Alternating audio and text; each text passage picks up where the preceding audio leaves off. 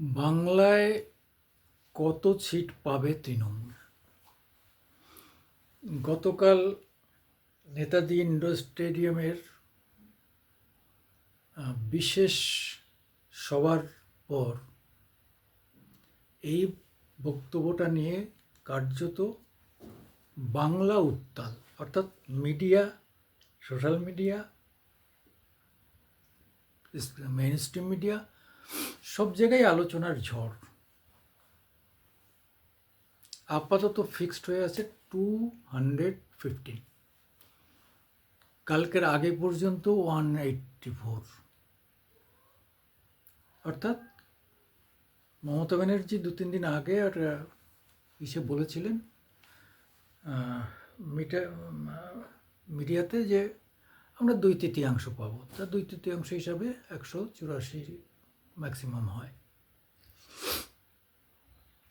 কিন্তু কালকে তার ভাইপো general secretary all India Abhishek Bandyopadhyay সেটাকে কারেক্ট করে বললেন আমরা 215 পাবো। খুব ওয়াইজ ডিসিশন, তিনি ঠিকই বলেছেন যে 213 তো আমরা আছি। এবার অন্য দল থেকে এসে এখন 221 সেটা বাদ দিলাম, কিন্তু 213 তো এরা জিতেই আছে। তাহলে 215 বলাতে তো কোনো বেহিসাবি কিছু না, একদম পারফেক্ট হিসাব। এবং মমতা পিছিয়ে এসে সেটাতেই হ্যাঁ করলেন, অর্থাৎ দিদি দলের চেয়ারপারসন, মুখ্যমন্ত্রী, তিনি কিন্তু ভাইপোর কথার সঙ্গে সহমত পোষণ করলেন এবং এখন দাঁড়িয়ে 215। আমি কালকে এটা নিয়ে একটা সম্পাদকও লিখলাম আমার আজকের দিনে। আমি এর আগে আমার মামাটি মানুষে আগে লিখেছি যে হোয়াই নট 250।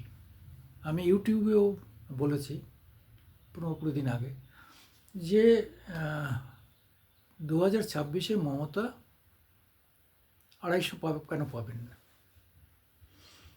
যদি 2025-এ 2006-এ বুদ্ধবাবু 235 পেতে পারেন এবং 235 পেয়ে উনি দম্ভভারে বলতে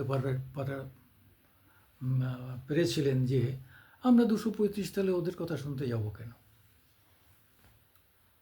কিন্তু আরও পিছিয়ে গেলে দেখা যাবে এরা 246 বামফ্রন্টগতভাবে 246টা পেয়েছে, তারও আগে 251টা পেয়েছে এবং এককভাবে মানে সিপিএম 203 পর্যন্ত পেয়েছে। ফলে মমতা ব্যানার্জির দল তৃণমূল কেন 250-এর উপরে যাবে না? 250-55 কেন পাবে না? না পাওয়ার কোনো কারণ নেই।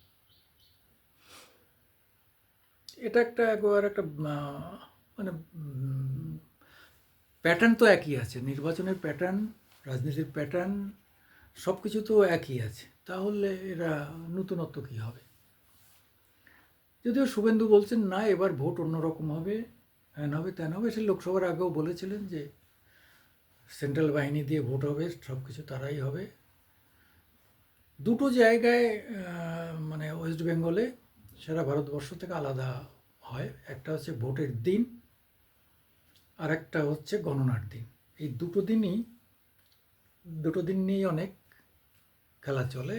এইসব বিরোধীদের কথা শুধু নয়, বাস্তব সত্য কথা। আমি যে কারণে বলেছি সেটা হচ্ছে যে মমতা 97টা উন্নয়নমূলক কাজ করেছে, রাস্তাঘাট এত সুন্দর করেছে।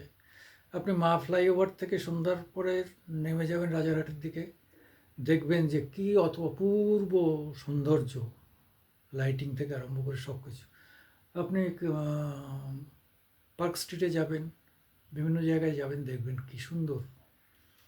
অর্থাৎ মমতা এক সময় বলেছিল যে আমি সুইজারল্যান্ড করে দেবো, তা এইসব জায়গায় পাট দেখলে সুইজারল্যান্ডের থেকে ভালো জায়গা খারাপ বলার নেই। আপনারা, আমি দেখেছি অনেক বিরুদ্ধ লেখা লেখেন, অনেক সাংবাদিকও কিন্তু স্বীকার করেছেন যে সত্যি এই লাইনটা দেখলে মন জুড়িয়ে যায়, রাতের দিকে অসাধারণ জায়গা। তাহলে মমতা কেন 251, 255 পাবেন না? এত বেশি ভালো কাজ করে, হ্যাঁ, আরও অনেক অনেক দিক থেকে উন্নত করেছেন।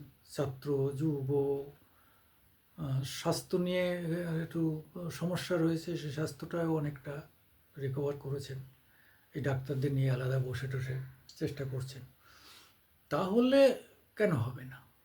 ল অ্যান্ড অর্ডার নিয়ে ইদান মাঝে মাঝে সমস্যা হয়, আবার ঠিক হয়ে যায়। কিন্তু 56,000 লোক তো আর খুন হয়নি। হঠাৎ করে খুনটা বেড়ে গেছে, বেশ কিছু খুন হচ্ছে, সে পারিবারিক হোক আর রাজনৈতিক হোক, এটা বেড়েছে, এটা দেখতে হবে। ফলে এগুলোও যদি ঠিক করে করা যায় তাহলে ভাইপোর কথা 215 তো হবেই। আবার আমাদের যে রাজনৈতিক বিশ্লেষণ, তাতে 250 লোক কিছু করার নেই, হতে পারে।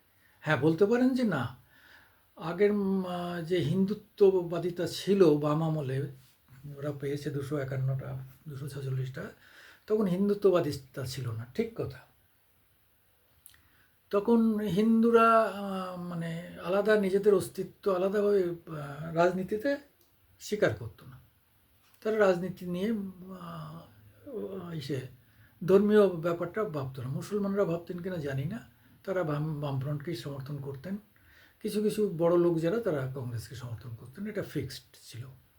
হিন্দুরা টু প্রো করতেন, কোথাও কংগ্রেসকে, কোথাও বামেকে, শেষের দিকে তো পুরো বামকে দিতেন। সেদিক থেকে হিন্দুদের কোনো মানসিক এটা ছিল না। যদিও এখানেই আশুতোষ মুখার্জির, শ্যামাপ্রসাদ মুখার্জির জনসংঘ তৈরি, যে জনসংঘ থেকেই আজকে বিজেপির উৎপত্তি। হ্যাঁ, তা আশুতোষ মুখার্জি কলকাতার ভিসি ছিলেন, তার ভাইপো। তা সেই জায়গায় দাঁড়িয়ে আজকে এটা পরিষ্কার বলা যেতে পারে যে একটা হিন্দুত্ববাদী ঢেউ আছে, কিন্তু সেটা কনভার্ট টু ভোটে কনভার্ট হবে কি না, মানে ভোট বা পোলে কনভার্ট করতে পারবে কি না বিজেপি বা হিন্দুত্ববাদীরা, সেটা নিয়ে বিরাট প্রশ্ন মার্ক আছে। যদি সেটা করতে পারে তাহলে 77টা ওরা হাইয়েস্ট পেয়েছিল, তাহলে হয়তো সেটা বেড়ে 90টা হবে, 294-এর মধ্যে 90টা হবে। তাহলে 200 পার হচ্ছে মমতার, এ ব্যাপারে কোনো সন্দেহ নেই। কিন্তু আমি মনে করি 251টা 55টাও হতে পারে। কারণ হচ্ছে যে বিজেপির দলগতভাবে, রাজনীতিগতভাবে কিন্তু সেরকম গোছানো না, সেই ভালো সংগঠন নেই। এদের মধ্যে বহু আছে।